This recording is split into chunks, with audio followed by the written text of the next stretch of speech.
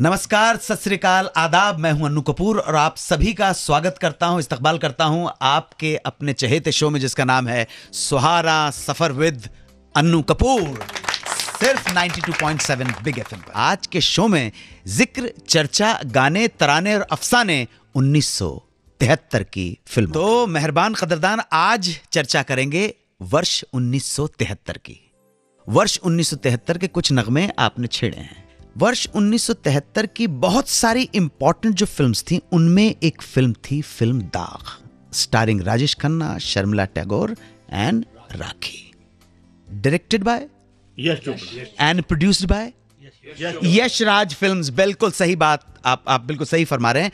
इस फिल्म के साथ ही यशराज चोपड़ा ने अपने फिल्म प्रोडक्शन बैनर की स्थापना की। इससे पहले यशराज चोपड़ा, यश चोपड़ा जी, अपने भाई के साथ एसोसिएटेड थे और भाई के साथ काम करते हुए भाई ने उनको डायरेक्शन का चांस दिया और उन्होंने धर्मपुत्र फिल्म बनाई, धूल का फूल बनाई, इत्तेफाक बनाई और बनाई हमारे देश की पहली मल्टी स्टारर फिल्म वक्त। वक्त के बाद हो गई उनकी शादी और बकौल यश चोपड़ा साहब, शादी के बाद उन्होंने महसूस किया कि उनके कंधों के ऊपर कितनी बड़ी जिम्मेदारी आ गई है।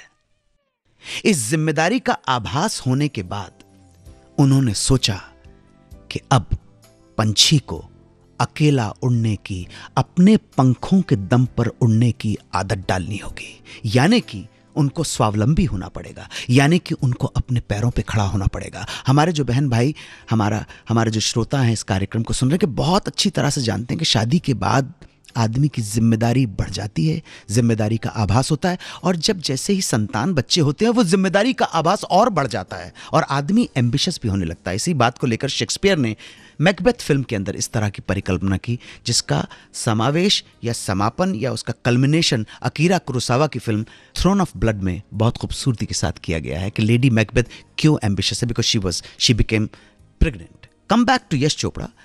जिम्मेदारी का आभास होने के बाद मन में थोड़ी सी हिचक के साथ उन्होंने सोचा कि मैं भाई से अलग होके अपने फिल्म प्रोडक्शन बैनर की स्थापना कर डालूं।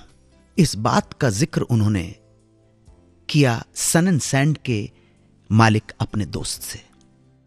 दोस्त ने कहा कि यश, तेरा निर्णय, तेरा फैसला बिल्कुल सही है, घबरा मत, अपने पैरों पे खड़ा हो जा तू और लॉन्च कर दे अपना film production banner Yashraj films. इस बात को सोचते हुए उन्होंने अपने बड़े भाई को अप्रोच किया। बड़े भाई पीआर चोपड़ा, जो अपने वक्त के नामी गिरामी प्रोड्यूसर डायरेक्टर थे, बेहतरीन फिल्में बनाई हैं उन्होंने। जब छोटे भाई ने कहा कि भाई साहब, मैं अलग होना चाहता हूं इसलिए कि मैं अपनी प्रोडक्शन कंपनी एस्टैब्लिश कर सकूं। ध्यान रहे कि यश चोपड़ा ने सारी जिंदगी अपने बड़े भाई को भाई, गुरु, पिता समान, मेंटर, गाइड, सब कुछ माना है, इसमें कोई शक नहीं। यश चोपड़ा जैसे लोग, बिमल रॉय जैसे लोग अलग ब्रीड के लोग होते थे कि भाई ने बोल दिया तो ठीक है। ये कहीं ना कहीं रिश्तों के अंदर वो निभाने जीज संस्कारों का था। तो जब यश चोपड़ा ने अपने भाई को बोला कि मैं अलग होना चाहता हूं, तो भाई ने कहा कि ठीक है, एक बात का ध्यान रहे कि अगर तुम अलग होना चाहते हो तो स्टार को साइन करने से लेकर और फाइनेंस अरेंज करने तक हर चीज तुम्हें खुद अपने बलबूते पर करनी पड़ेगी, अपने बलबूते पर। अगर अपने पंखों के सहारे परवास करनी है तो पंख तुम्हारे होंगे, सहारा मैं नहीं दे पाऊंगा। यश जी ने कहा, जी भाई साहब, बस आपका आशीर्वाद चाहिए और कुछ नहीं चाहिए। और इसी भावना के साथ यश जी पहुंचे अपने घर। अभी थोड़ा ही समय हुआ था पैमेला जैसी खूबसूरत लड़की के साथ शादी किए हुए। उन्होंने अपनी बीवी को एक जगह, एक बार कहीं पिज्जेरिया में खाना खाते हुए बताया भी था, दाग फिल्म की कहानी जो गुलशन नंदा ने लिखी थी। बीवी के पास पहुंचे, बीवी को बताया, साथ में माताजी भी रहती थी। माताजी को उन्होंने कहा कि माताजी, मैं भाई साहब का मैंने साथ छोड़ दिया है। माताजी ने अपने लाडले बेटे की आंखों में देखा, कहने लगे, पुत्र, तू वही कर जो तेरा दिल कहता है, मेरा आशीर्वाद तेरे साथ है। माताजी का आशीर्वाद था यश चोपड़ा के साथ।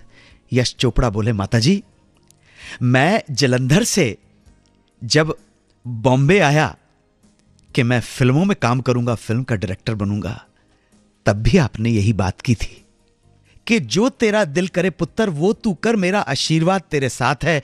तो माताजी आपके आशीर्वाद के साथ 20 साल गुजार दिए, आगे आने वाले 20 साल भी माताजी तेरे आशीर्वाद के साथ गुजर जाएंगे। और इस तरह से यशराज फिल्म्स की स्थापना हुई और उसमें फिल्म बनी Daag, starring Rajesh Khanna, Sharmila Tagore, Rakhi, music by Laxmikant Pyarelal, और गीत एक ही व्यक्ति को लेके साथ आए थे बीआर फिल्म से, साहिर लुधियानवी। और यहीं से शुरू हुआ सफलता का एक सफर। ये सारी दास्तान, ये सारा सिलसिला सुहाना सफर विद अन्नू कपूर में। 92.7 बिग एफएम पर आप सुन रहे हैं सुहाना सफर विद अन्नू कपूर।